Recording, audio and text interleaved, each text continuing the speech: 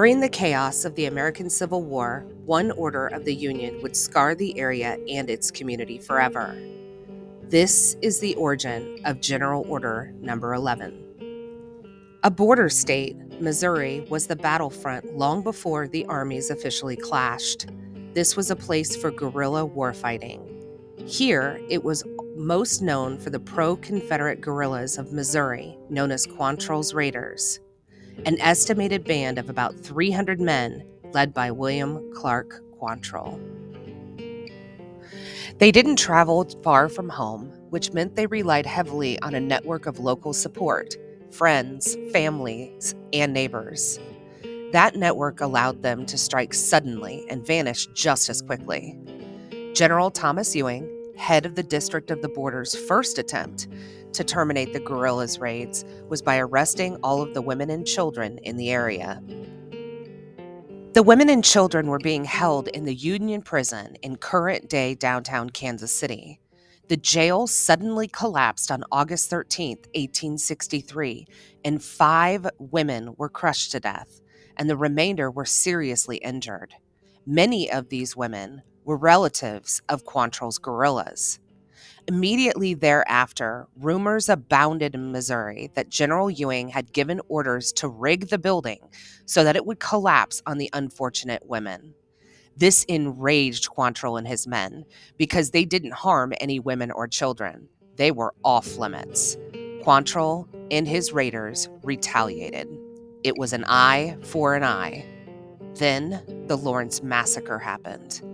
The attack happened on the morning of August 21st, 1863 in Lawrence, Kansas, by Quantrill and his men. For 3 hours, they protested, looted, burned, and killed in cold blood more than 150 unarmed men and boys. It was a massacre, absolute and pure.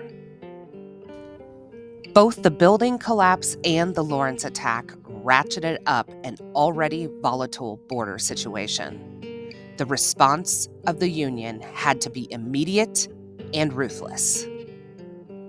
Brigadier General Thomas Ewing Jr. issued General Order Number 11 4 days later. For what purpose? To choke off the guerrillas' life support system by depopulating the region. The order instructed all rural residents within Jackson, Cass, Bates, and a smaller part of Vernon counties in western Missouri to evacuate in 2 weeks. Citizens had to flee their homes, no matter if they supported the Confederacy or the Union, except for Loyalists. Loyalists were the people who signed a loyalty oath. Those who established their loyalty could remain in the area, in towns or military stations.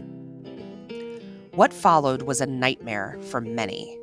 Thousands were uprooted, some willingly, others by force. Union troops, along with opportunists, burned down homes, looted farms, and left once thriving communities in smoldering ruins. The countryside was emptied. It was a no man's land. It became known as the Burnt District. The immediate effects were horrendous. Families wandered the roads, carrying what little they had salvaged. Crops were destroyed, livestock butchered or stolen, and many would die of starvation and disease.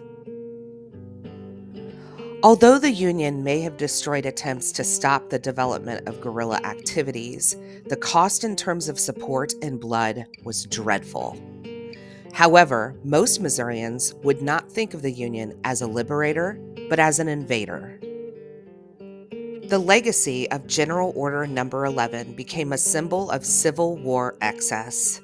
Artist George Caleb Bingham, a staunch Unionist, called it martial law in Missouri and painted a haunting portrayal of its cruelty. His work turned public opinion against the order, even in the North. But was General Order Number 11 so much a military necessity or so much a moral failure? The situation shows the brutal realities of civil conflict, where the border between enemy and neighbor is nearly imperceptible and where governments make desperate choices that smear their cause. The Union may have gained control of Missouri's western borders, But at what cost?